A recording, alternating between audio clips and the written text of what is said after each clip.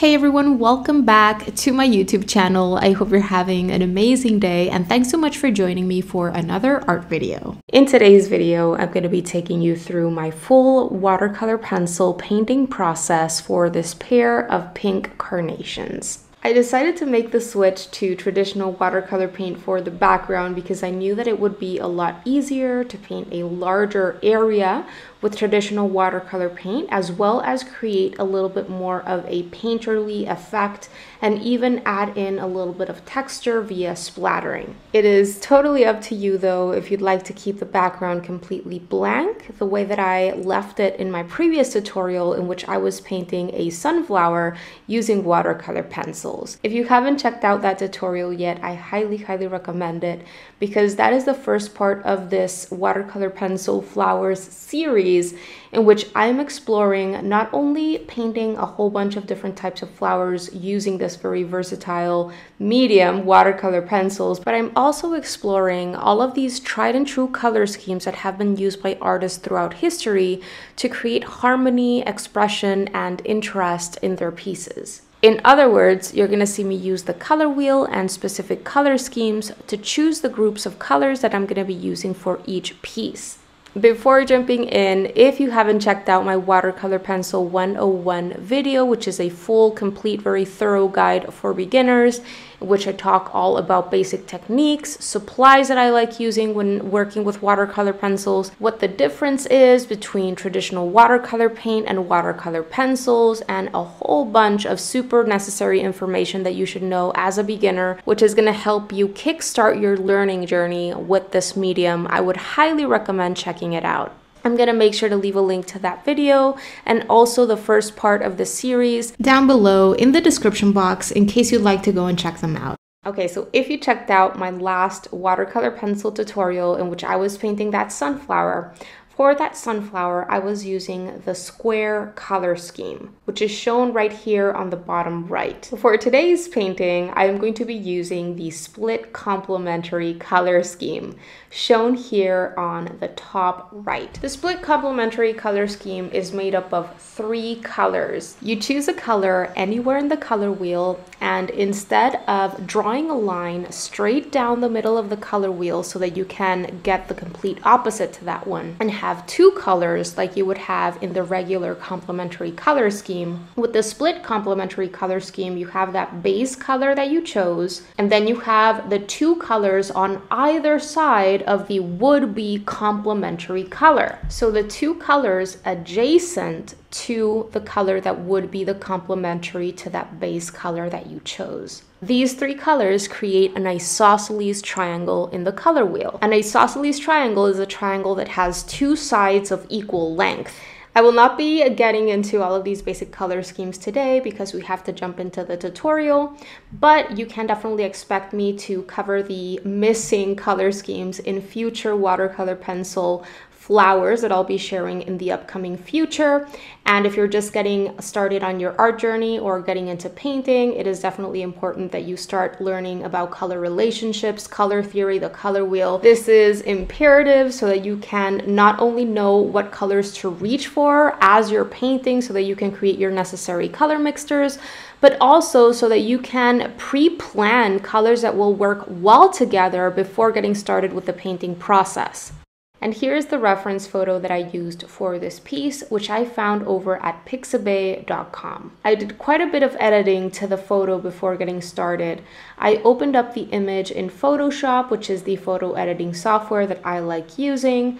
I cropped the image. There were actually 3 carnation flowers in the original image, so I cropped it. I only wanted 2. I also flipped the photo because I liked it more like that. And I also desaturated the photo or turned it into a black and white photo to work from. Why did I do this? Well, because today I'm going to be choosing my colors based on a specific color scheme, based on the Split Complementary color scheme, not necessarily because I am using the colors that are present in the photo. This doesn't mean that the group of colors that I choose for my painting are not going to contain or include 1 or 2 of the colors present in the photo, but By me seeing the photo in black and white like this, I know that the colors present in the original full color photo are not going to impact or influence the decisions that I make in terms of which color I'm going to be using for each area, or which colors I'm going to be bringing in to darken darkest dark areas or to add accents and that kind of thing. For this particular color study, it's just the way that I decided to go about it. For other types of paintings, I do go by the colors that are present in the photo. Even though I desaturated this photo, I turned it into a black and white photo, and I see no hue or color present in it at all, I do see value. I see highlights, I see midtones, and I see darkest dark sections. Value is incredibly important in any sort of realism that you're trying to create. Whether you're going for mid to higher levels of realism, value is really number one, even over color correctness. By getting values in effectively in a drawing or painting, you're going to be able to develop a sense of three-dimensional form, a sense of light and shadow, a sense of depth. And even though I am simplifying for this piece today, and I am working relatively quickly and even sketchy to a certain extent, I am still really focusing on value. I am trying to understand the structure of what it is that I am coloring by observing that reference photo. I bring to mind the information that I know to be true about these objects, what I know to be true about their structure at a macro general level, what I know to be true about their petals, etc. All right, so with all that said, I'm gonna go ahead and choose the specific colors that I'm gonna be using for today's piece. So I already decided that I'm going to go with the split complementary color scheme. So I chose red as my base color because I want these carnations to be pink and red. Essentially, pink is a variation of red because it's red plus white. The other two colors in my split complementary color scheme are going to be yellow-green and blue-green. It's going to be nice to have that yellow-green for my stems, and I am thinking of using the blue-green for my background. I'm also going to be using my blue-green as an accent color for my deepest, darkest shadow areas, and I'm going to be looking for ways to repeat colors throughout my piece for better integration. So here's a very old color wheel that I have since I was in art school, and I wanted to share this one with you right now because in this color wheel you can see different tints, tones, and shades for each of the colors in the color wheel. When you add white to any hue, it can also be referred to as a tint of that original color. When you add gray to a color, it's referred to as a tone. And when you add black to a color, it's referred to as a shade. So I can use any variation or any tint, tone, or shade of these three colors in my split complementary group of colors, and it's still going to be a split complementary color scheme. You don't have to use just one of each color. You can bring in variations of each of your colors if you want to, and you can even bring in something like a black or a white or a brown or anything like that, and it is still going to be a split complementary color scheme. This said, you don't want to bring in random colors just because. If you're going to bring in an extra color, you have to know why it is. Are you bringing in that color because you're looking to deepen and darken darkest dark areas? Are you bringing in that color because you're looking to desaturate or mute out your colors? Why is it that you're bringing in that extra color? If you don't know why you're bringing it in, then it's best if you just keep your color scheme limited to only the necessary amount. All right, so the watercolor pencil set that I'm going to be using for this piece is my gold Faber Aqua set from Faber-Castell. After choosing my specific split complementary colors that I would be using, I simply took out from my watercolor pencil set the colors that were most similar to these three colors that I saw in my color wheel.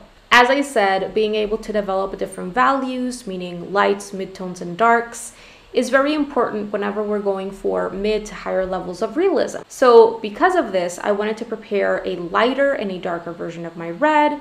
And because I wanted these flowers to be pink, my lighter version is going to be pink, the darker version is going to be a regular red. A lighter and darker version of my yellow-green, and I just chose one blue-green because I knew that I would be painting my blue-green background using traditional watercolor paint.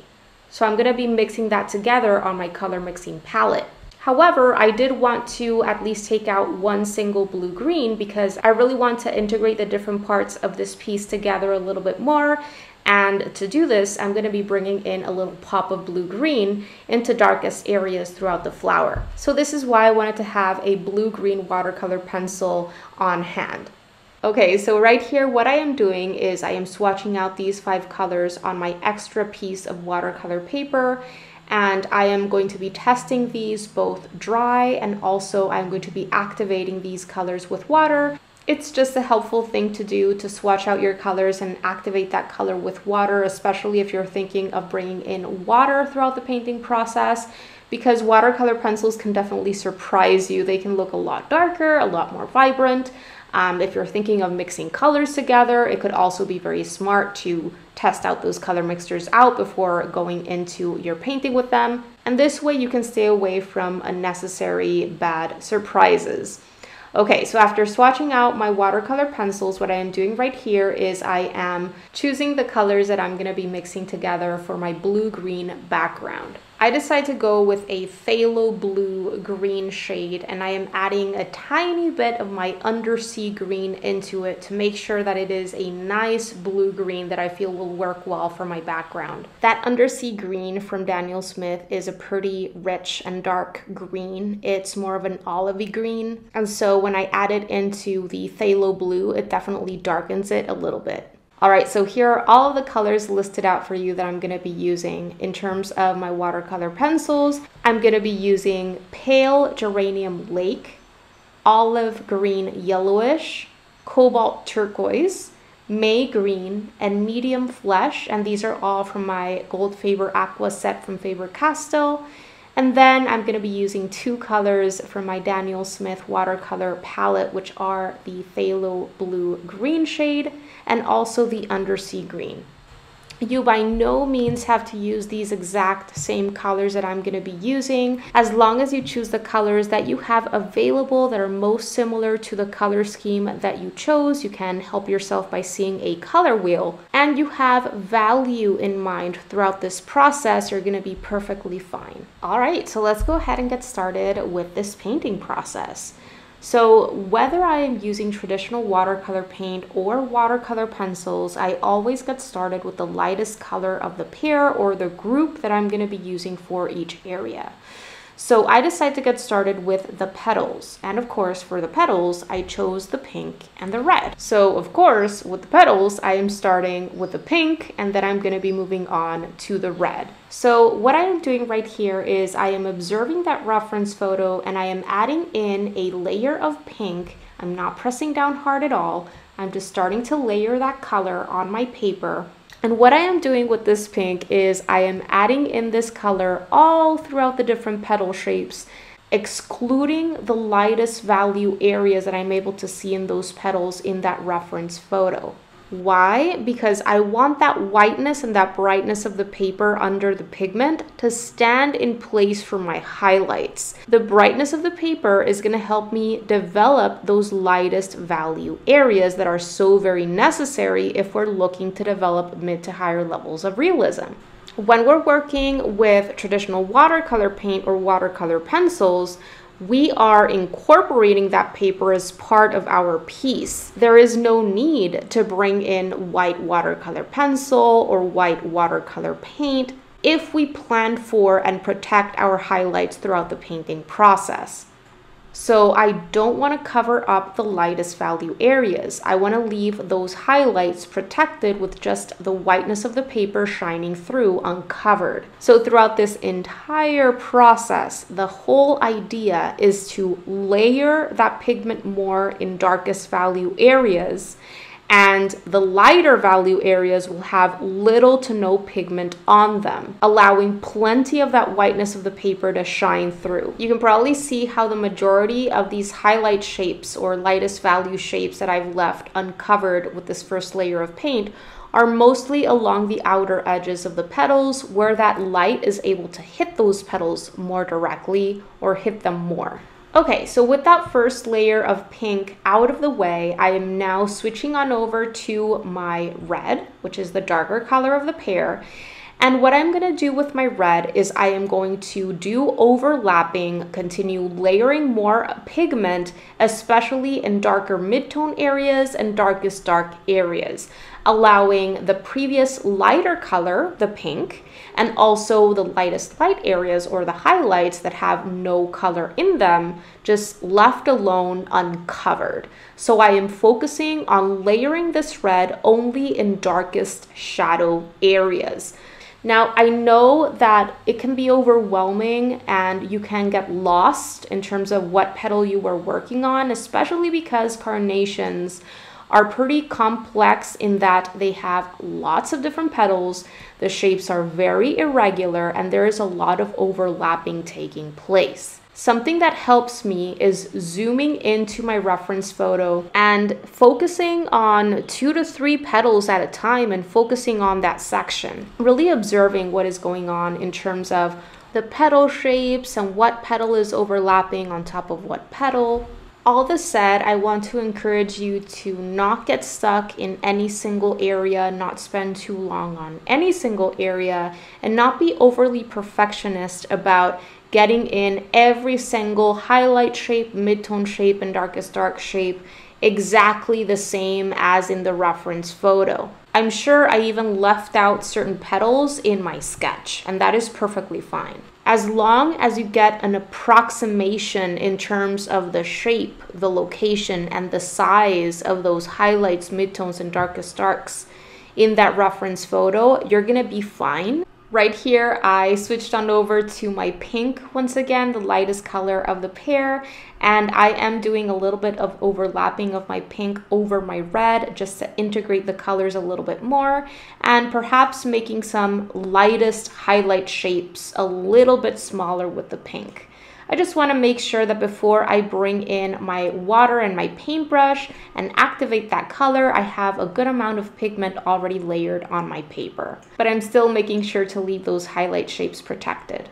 And another thing that also helps me work a lot faster and at the end have a better outcome is also bring to mind the structure of what it is that I am drawing or painting. So what is the three-dimensional structure of these petals, and how are they sitting in that flower in relation to each other? How are they covering each other up? Where is that base that they are growing out of? Think of how the shadows would be created in those deepest areas in the central part of the flower where the petals are coming out of that stem, where they are bunched together. Those are areas where naturally there are going to be more shadows because the light can't reach them as well as the outer sections of the petals. So bring to mind the structure of what it is that you're drawing or painting, and also bring to mind how certain sections of that object would impede that light from hitting other sections of that object. Okay, so I finished up with that initial layering in the petals in both flowers, and I am now working on the stems, and I'm going through the exact same process. So I'm getting started with the lightest color of the two, which is my light yellow green, and I am starting to gently layer this pigment on my paper all throughout the base of the stem, all down the stem, and also the leaves. I just made sure to leave some little highlight shapes, some lightest value areas that I'm able to see in that reference photo, free of this pigment. Once I finished with that initial layering of lightest green, I switched on over to my darker green, and what I am doing is exactly the same thing that I did in the petals. I am only overlapping this darker green in darkest shadow areas that I'm able to see in that reference photo, leaving all of the highlight areas free of this darker green, and also the lighter green value areas free of this darker green. I'm only layering this darker green in darker value areas, darker shadow shapes. When I am layering this darkest green especially, I like thinking of the cylindrical form of these stems, and also where the petals, for example, would be impeding or blocking that light from hitting the top section of that stem. But simultaneously to this, I am observing that reference photo and getting clues as to where other dark green shapes are. Like, for example, the tips of those little teeny tiny leaves that are coming out of certain sections of the stem, it's the tips that are darkest green in that reference photo. And these are things that if I were working from imagination and I didn't have a reference photo on hand, I would probably not even think of making those tips darker green. So having a reference photo on hand is always going to help us remember things, subtle details and nuances that are going to make our pieces look more realistic at the end. And I've talked about how when I am creating a piece and I'm using a reference photo or something that I have in front of me in real life, it's not ever really my intention to create a carbon copy of what I am looking at, but an artistic interpretation or rendition of what I am looking at. However, having that reference on hand, whether it's a photograph or something that you have in front of you in real life, is again going to provide you these pieces of information that you can decide whether to bring in, whether to leave out, whether to change, depending on the level of realism that you're going for and the style that you're going for as well. Just because you're using a reference photo doesn't mean that you can't bring in your artistic license to change things up. All right, so after finishing up with my darkest green, I switched on back to my lighter green to do a little bit more layering to make sure that I had enough pigment on my paper before doing my first activation of color with a paintbrush and a little bit of water. And then it was finally time to bring out my container with clean water, and this is a size 6 round brush that I am using. And as you can see, I also make sure to have my absorbent towel on hand, which is super important in order to stay on top of water control and do any lifting that we might need to do. I thought a size 6 round brush would be a good size for these shapes in this piece. It's very important that you choose the right size of paintbrush. Okay, so when we're working with watercolor pencils and we're looking to activate that pigment with water, we really don't need very much water at all in our paintbrush bristles. Every time I go into my container of water, which is very frequently throughout this process, as you're going to notice, I gently scrape the bristles of my paintbrush along the top of my container, and I'm also constantly just dabbing the tip of my paintbrush on my absorbent towel before going into my painting to ensure I'm not dripping water all over the place. If you go in with way too much water, you can start just creating puddles on your paper, and you really want to stay in control as you're activating that color, especially because we've already started developing those different value shapes, the lights, the midtones, the darkest darks, and you have to make sure that you are protecting that work, that value development that you've already been working so hard on. If you bring out way too much water and start mindlessly running the bristles of your paintbrush over the entire thing without paying attention to value and the different little structures making up this flower, the different petals, the different leaves, etc., you're going to start demolishing and destroying the value work that you've already managed to create via that layering of watercolor pencil pigment. I would recommend working in sections, continuing to observe that reference photo, and just really protecting the value work that you've already done as you're running your paintbrush bristles over this pigment. You're going to notice that the color becomes brighter, more vibrant, darker at times with those darker colors. And as you run the damp bristles of your paintbrush over that pigment, you get more of a painterly effect. The pigment melts into that paper. In my Watercolor Pencil 101 Guide for Beginners video, I talk about how when we work with watercolor pencils, we're almost always going to be left with some amount of texture left behind because we place that pigment on paper with pencil after all. So there is a certain sketchy quality to watercolor pencil work. And I am using cold press watercolor paper today, which does have a bit of texture to it. But even if you were to use hot press watercolor paper, which has no texture, it's completely smooth, most likely than not, you're still going to be left with some amount of texture created by the watercolor pencils. And this is fine. I just embrace it. If I didn't want any amount of texture, then I would just go with using traditional watercolor paint, which is what I'm going to be doing for my background. All right, so I'm all done with that initial color activation in the petal area, and I am now working on activating the greens in the stems and the leaves. As you continue activating your color, pay attention to how you're pushing and pulling that pigment on your paper.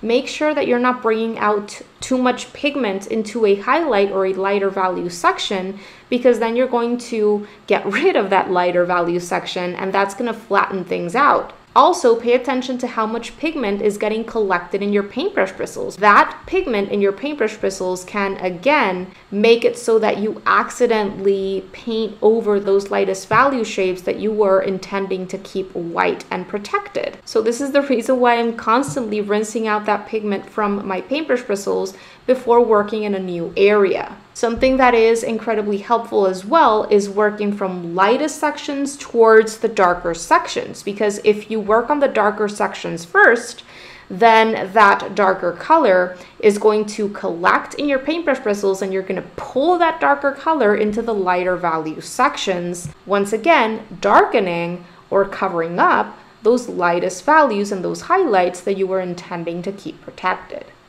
You also want to make sure that you completely rinse out the previous color from your paintbrush bristles before working on another area of another color. If I still had red in my paintbrush bristles and I started mixing that red with my green, red and green are complementary colors, and I could start creating a brown. Okay, so I finished with my first activation of color all throughout these flowers, and it was time to allow everything to dry completely before getting started with the next phase of this painting process. You can feel free to help yourself with a hair dryer to speed up that drying process, but whatever you decide to do, it's very important that everything is completely dry before moving forward. And the reason this is because wet paper is fragile paper. Even though we're working on paper that is intended for water-soluble mediums, when this paper is wet, it is still more fragile. So especially because we're going in with sharp drawing tools like pencils, which can easily scratch and damage that paper, it's very important that you allow that to dry. And not only this, but also when paper is wet or damp, that pigment just doesn't lay down the same way. Okay, so my objective in this phase of this painting process is to focus on deepening and darkening the darkest midtones and the darkest dark sections in the petals and the stems and the leaves. So I'm only going to be using my red and my darkest green, and you're gonna see me continue to do more layering with these two darker colors in only the very darkest dark sections. So I am focusing on the darkest shadow shapes that I'm able to see in the reference photo, and I'm going in and doing more layering in these sections, leaving the previous lighter midtones and lightest light areas completely uncovered with this new layer of pigment. I like making sure, especially when I am working on deepening and darkening those darkest areas, that my watercolor pencils are nice and sharp. And I am allowing myself to press down my watercolor pencils onto my paper a tiny bit harder than I was before, but I wouldn't say that I'm burnishing my paper, because I really don't want to scratch or damage my paper after that tooth of the paper has been burnished or damaged in any way. It won't take on that pigment that same way. So if I'm going to be using any sort of burnishing technique, I like leaving it until the very end. So I press down a little bit harder in those very darkest shadow shapes, and then as I make my way out from those darkest shadow shapes into lighter midtones, I exert less and less pressure, meaning I release the pressure more and more as I make my way out of those darkest shadow shapes, which helps me create a nice soft gradient from darker value areas into lighter midtone areas. Okay, so after that second layering of color in darker midtones and darkest dark sections, it was time to work on my second activation of color. So I grabbed my container with clean water and my size 6 round brush and my absorbent towel. And this phase is pretty quick because I'm really just activating that color that I just placed in the darkest shadow shapes. But it's the exact same overall method, the exact same tips and tricks for the second activation as there was for the first. You want to make sure that you still have your values in mind that you've already developed, and that you're paying attention to how you're pushing and pulling that pigment around on your paper. If you see that you are pushing or pulling that color into areas that you don't need it, you want to make sure that you are rinsing out your paintbrush bristles, removing that excess water, and going back in with a clean and slightly damp paintbrush. Do your best to keep your highlights and your lightest value areas protected. And also do your best to stay on top of water control. Always help yourself with your absorbent towel along the way. All right, so I'm all done with that second activation of color, and it is now time to move on to painting the background. So what you're seeing me work on right now is I'm creating a nice big juicy puddle of blue-green on my color mixing palette using traditional watercolor paint. I want to make sure that I have enough of this color on my mixing palette, because this is a pretty large area and I don't want to run out of paint along the way. And also B, I want to make sure that that color mixture is nice and juicy, that it has a good amount of color in it, but also a good amount of water in it. And this is so that I can load up that big paintbrush nicely and work quickly. Once my color mixture was ready on my color mixing palette, I prepared myself with two brushes. One of them is my larger size 6 mop brush, which is very large and very absorbent. And I also have my smaller size 6 round brush on hand, and this is so that I can go into smaller areas and really make sure that I can go super close to the edges, right up to the edges of those petals and those leaves and those stems. A smaller size brush is going to help me stay in control in these areas instead of going in with my larger brush, which would make this a lot more difficult. As you can see, I am bringing out a little bit of water at a time from my container, and I am pre-wetting the entire background except for those smaller shapes that are in the middle bottom of this piece, which are in between the stem and a few of those leaves. I'm going to be tackling those sections separately. I am going over everything at least, I would say, 3 to 4 times. I am staying patient. This is super, super important that you spend enough time doing your pre-wetting process and that you make sure that you arrive at a nice even sheen all throughout the background. If certain sections start drying on you way too fast, say in 10-15 seconds, it probably means that you haven't pre-wetted enough. And the environment and the room that you're working in is going to have a huge impact on how quickly or how slowly your paper and your paint start drying on you. This is something that you should always have in mind. How cold it is where you're working, how hot it is where you're working, how humid, how dry, if you have a fan on, a heating system on, an air conditioning unit on. All of these things are going to have an impact on this process. And I can tell you for myself, I work in a very warm environment. It is very dry where I live and things dry very quickly. So I have to make sure that I take time with this process, and oftentimes I even turn off the fan before getting started with painting a large area like this. Otherwise, I'm pretty sure that things are going to start drying pretty fast and I'm going to be left with textures and patchiness. Take your time with that pre-wetting process, because that water content that we prepare the paper with is going to help us in 2 different ways.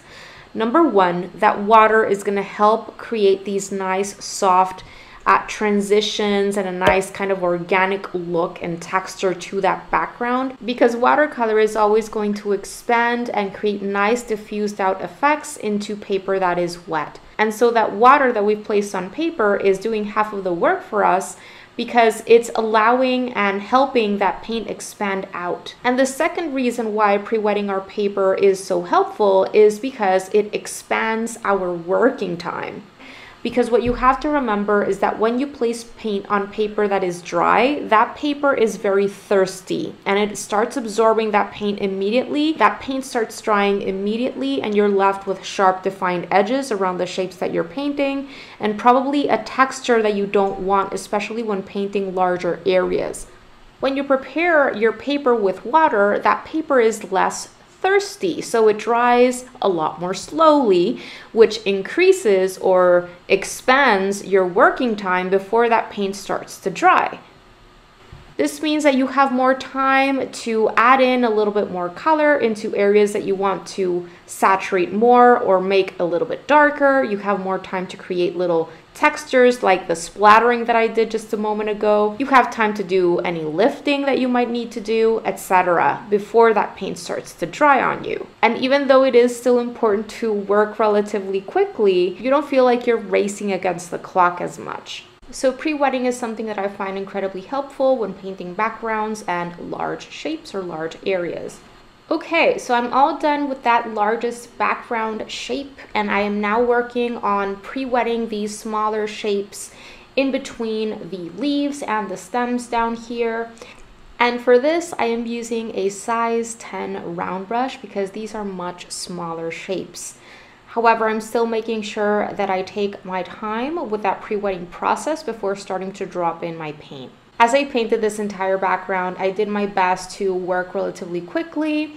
I wasn't really going for an even, uniform tone all throughout the background. I wanted to create a little bit of unevenness and also some texture, which is why I did some splattering as well while that paint was still wet. Splattering is a relatively simple technique to do that creates great looking textures, but you do have to make sure to do it at the right time.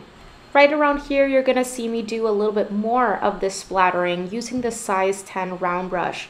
After painting in the area that I was gonna be painting in, I remove all of that color from my paintbrush bristles. I load up my paintbrush with a little bit of water and then use my index finger to do gentle flicking motions of those paintbrush bristles onto that paper. When you do this flicking, teeny tiny drops of water get splattered on that paint that is still wet, that is in the middle of that drying process, disturbing that paint, pushing that paint out and creating little blooms. The tricky thing is to do it at the right time because the paint still has to be wet in order for this to happen, but it can't be so wet that the paint is still moving around on the paper on its own a little bit too much. If you do your splattering when that paint is still super wet, probably you're going to notice that you see that effect initially and then it kind of disappears. And this is because the paint is still very wet and it's moving around on the paper. It's still settling on the paper on its own. And if the paint is too dry, then you're going to do your splattering and nothing is going to happen. So just make sure that your paint is still wet when you do your splattering, and if you notice that you initially see that texture but then it disappears, just wait a little bit longer and then try again before it dries, and you're going to notice a huge difference.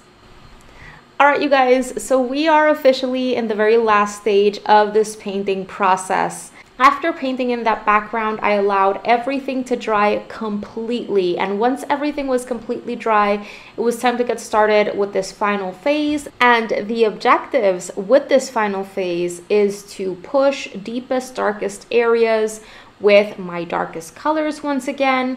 And I am also going to be using color in a more experimental way. I am going to be playing with the different colors in my color scheme, repeating colors in different areas of my piece where I haven't used them, which is going to help create a more interesting look and also add more integration and color harmony into this piece. So not only did I go in with my darkest green in the stems and the leaves and my red in the petals to push the darkest areas once again, I also added in a few pops of red along some of the stem sections there. And I also layered some blue-green, especially on top of the darkest green in the darkest shadow sections in the stems and the leaves. In just a bit, after having added some of my red once again in these darkest shadow shapes in the petals, you're also going to see me use my blue-green in the very darkest dark sections in between the petals. Because that blue-green that I chose is a lot darker than the red that I chose, this blue-green is really going to help me push that contrast in the darkest shadow shapes in between the petals, where the petals are overlapping, pushing those darkest darks, and it's really going to make everything pop. Notice how I am being very deliberate about where I place this dark blue, and I'm not going overboard with how much I'm adding. By allowing myself to play and experiment with these different colors that I've pre-selected in this very last stage of the painting process, things are looking more interesting. And also by me repeating colors in the different sections of my piece, I've arrived at a more cohesive, harmonious, integrated look. All right, so just finishing up with these final touches here and there. And with this, I'm gonna be all done with this watercolor pencil painting. Did you enjoy this tutorial? I really hope you did. And if so, make sure to check out everything that I am offering over at my Patreon membership website, because for a very small amount a month, you're going to get immediate access to my exclusive tutorials, classes, and resources that I don't share anywhere else. All of these exclusive tutorials include my downloadable outline sketches so that you don't have to start from scratch, reference photos, and my supply lists.